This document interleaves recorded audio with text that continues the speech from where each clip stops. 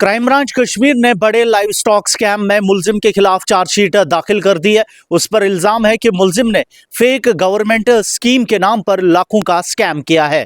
पूरी खबर की मैं आपको तफसील बताऊं तो माशी जुर्म के खिलाफ एक अहम कदम उठाते हुए क्राइम ब्रांच कश्मीर के इकोनॉमिक ऑफेंसेस विंग ने एक high value live stock fraud case में चीफ जुडिशियल मजिस्ट्रेट श्रीनगर की अदालत में चार्जशीट दाखिल कर दी है। इस केस में लाखों रुपए की चीटिंग और फॉर्जरी का इल्जाम है।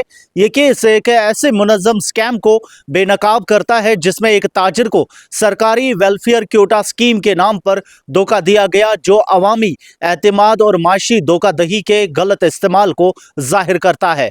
जारी किए गए एक बयान में economic offences wing crime branch Kashmir ने बताया कि एफआईआर नंबर 17/2023 के तहत रणबीर पेनाल कोड की दफात 420, 467, 468 और 471 के जेर तहत मुलजिम मुनीर अहमद कटारिया, रेजिडेंट ऑफ उडी सलामाबाद, प्रेजेंटली शुत्रलू रोहमा डिस्ट्रिक्ट बारामुल्ला, उसके खिलाफ chargesheet honourable court of chief judicial magistrate Srinagar में पेश की गई है। ये केस एक तहरीरी शिकायत से शुरू हुआ जिसमें लाइव स्टॉक की फरोख्त के सिलसिले में बड़ी रकम की चीटिंग और गलत इस्तेमाल का इल्जाम लगाया गया था। शिकायत गुजार ने दावा किया कि उसे गवर्नमेंट एसटी क्योटा स्कीम के तहत अदायगी की यकीन दहानी पर गाय और भेड़ सप्लाई करने पर उकसाया गया। शिकायत मिलते ही इकोनॉमिक ऑफेंसेस विंग कश्मीर ने तफसीली तहकीकात शुरू की और तहकीकात के दौरान ये सामने आया कि शिकायत गुजार जो गाय और भेड़ खरीदो फरोख्त के कारोबार से वाबस्ता है, उसने लाखों की कीमत की लाइव स्टॉक सप्लाई की। बयान में मजीद कहा गया कि इब्तिदा में एतमाद हासिल करने के लिए कुछ हिस्सा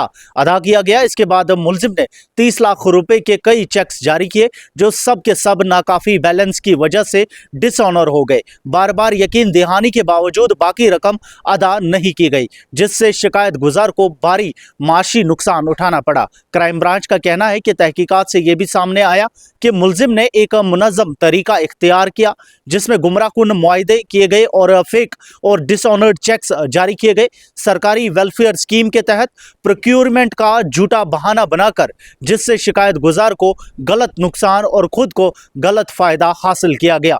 मैं आपको बता दूं, क्राइम ब्रांच का यह भी कहना है कि जमा की गई गवाहियों की बुनियाद पर आरपीसी की दफात 420, 467, 468 और 471 के तहत जुर्म मुलजिम मुनीर अहमद कटारिया के खिलाफ मुकम्मल तौर पर साबित होते हैं और चार्जशीट अदालत में कानूनी फैसले के लिए पेश कर दी गई है। अब देखने वाली बात है कि क्या सच में मुलजिम ने जुर्म किया है और अगर किया है तो कोर्ट क्या सजा सुनाएगी।